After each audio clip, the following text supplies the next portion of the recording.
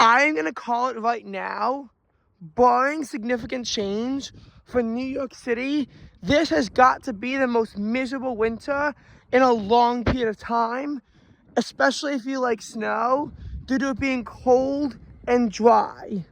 Central Park, for example, was 0.9 degrees below average in December, 2.5 degrees below average in January, and is so far at 1.6 degrees below average for the month of February.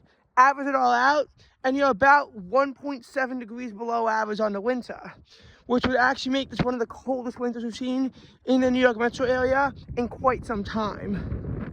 Despite that, seasonal snowfall is only at 12.5 inches at Central Park. It currently ranges from 11.5 inches of snow at Islip to 18 inches of snow at Bridgeport. But either way, snowfall is not very high right now across the New York metro area. Some sites may have seen a above average December for temperatures. Everywhere in January plunged below average. And February, it looks like it's also consistently below average. And I think that, in terms of precipitation, obviously January was the driest on record at LaGuardia Airport, second driest at Central Park and Islip, so very below average. December precip was above average. Central Park only was 0.15 inches above average.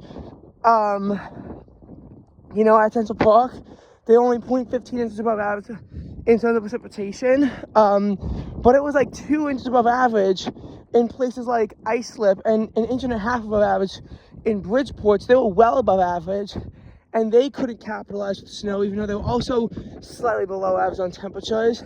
And so far, February it's been relatively snowy so far, but snowfall for the month is only around near average when you average it all out, with not that much left for the month, so likely to be below average in terms of snowfall for the month of February.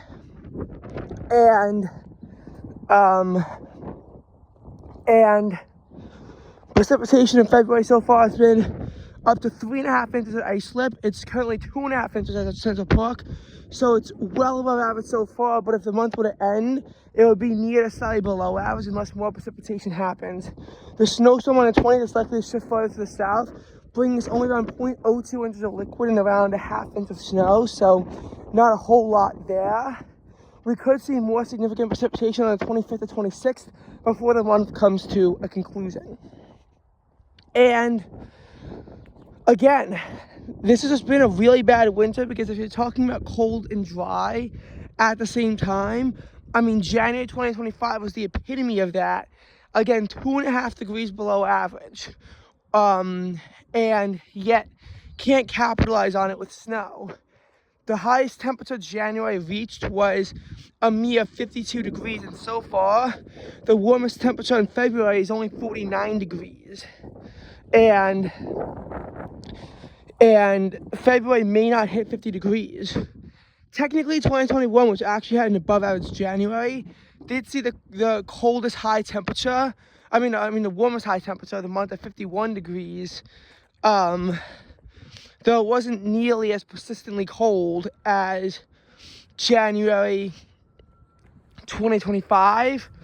And even at February, which was colder than average, by the way, at least saw temperatures reach 54 degrees by the end of the month.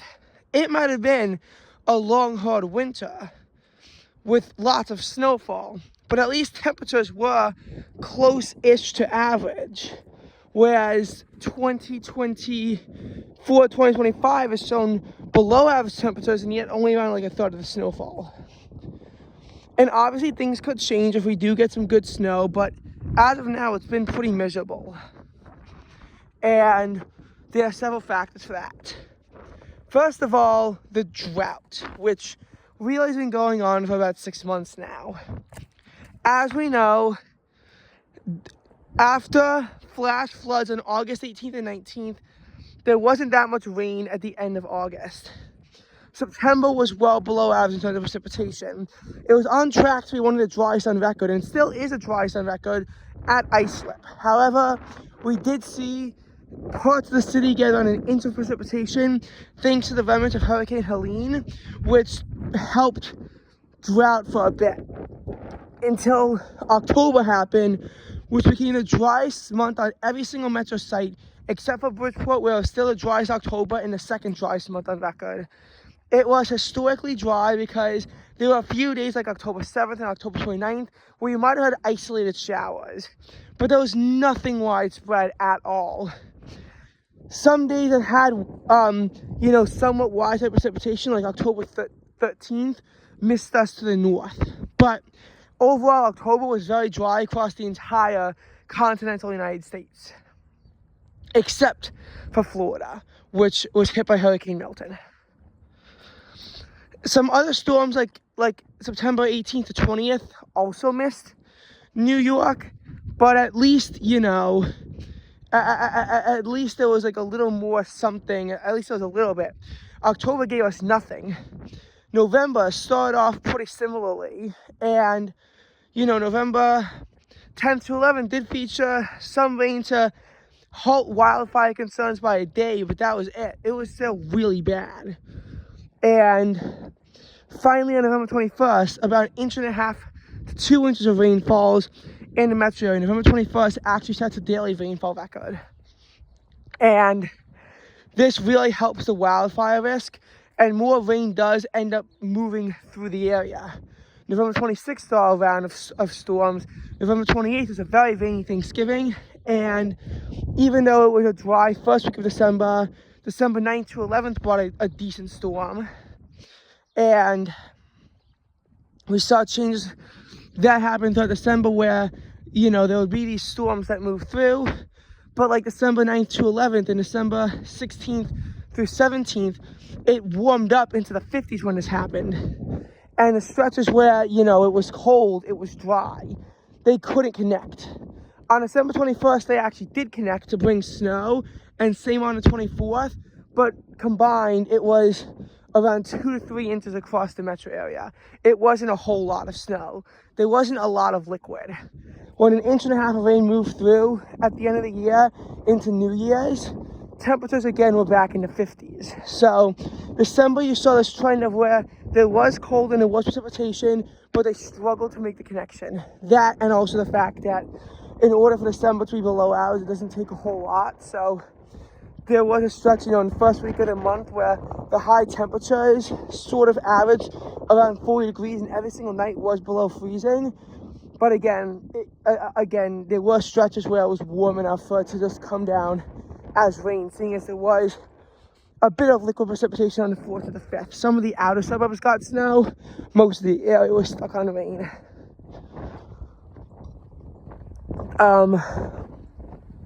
And then January comes, and there's pretty much nothing on the precipitation department. January 6th and 11th both have snowstorms that mostly miss us to our south. We get around an inch of snow in the metro area from the northern fringes, and that's it. And the precipitation, about 1/10 of an inch at best.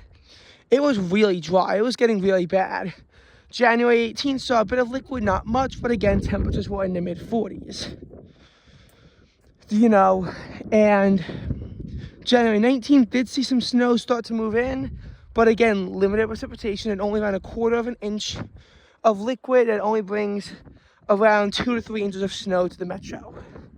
Even though it was forecast to be a lot more, there just wasn't precipitation. And that was a theme for a lot of the month. And the only reason why January was even as warm as it was because of a warm-up towards the end of the month, seeing as it actually did start to get warmer on the 26th. The 20th to 23rd was a 4-day cold wave, and 24th and 25th both had highs of exactly 33 degrees.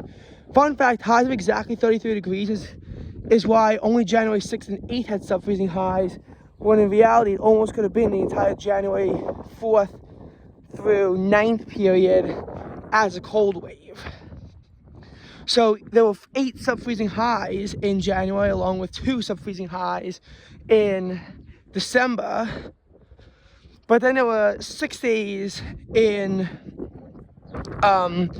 January, only like 2 or 3 in December that had highs of exactly 33 degrees, which was only 1 degree off. That was a pretty common trend. And days with sub-freezing, with above freezing lows, I mean, were few and far between, even on the warm-ups. January 31st actually did bring some showers that were supposed to bring around a ½ inch of rain, and only brought around a third of that. But again, all rain, it was warm. February 2nd actually did see a bit of precipitation line up, and before February 18th, it was the only day with a sub-freezing high in the month of February. But again, February 2nd might have brought some precipitation, but you know, wasn't a whole lot of snow. February 6th, for the most part, too warm, because again, of course, thermodynamics don't work in our favor the one time that there's precipitation, and there is a lot of it, though. It does help with the drought, which got worse in January after some relief in November and December with near-average precipitation in those 2 months combined. Then, February 8th actually brings us some decent snow, but storm on the 11th misses us to the south, 13th misses us to the north, 15th misses us to the north, so we don't get a ton of snow out of those events combined, very little, and that's also what makes that a little frustrating too. It's also annoying because it's like at best you're getting highs in the upper 40s, but they're not lasting. They're lasting for a very short amount of time, which means that there's not even a long amount of time where it even can stay warm enough to do anything. And again, the precipitation is just not there. It's not even that they can't make connections, it's just that the precipitation is non-existent, because so far this winter, a site like Central Park has, so far received 7.72 inches of rain this winter, of liquid this winter. I mean, that amount is supposed to, at this point in the winter, be close to 10 inches, maybe even 11 at this point in the winter, below average. And not a lot of precipitation may be coming our way, so this might be where our totals are kind of stuck at. Not as bad as the 5 inches of rain in the autumn, but still a big deficit that New York City has to hope to climb out of in March, if this is really the end. The precipitation, has not exactly come in great waves, and that's what I'm like more worried about than anything, is just the lack of precip.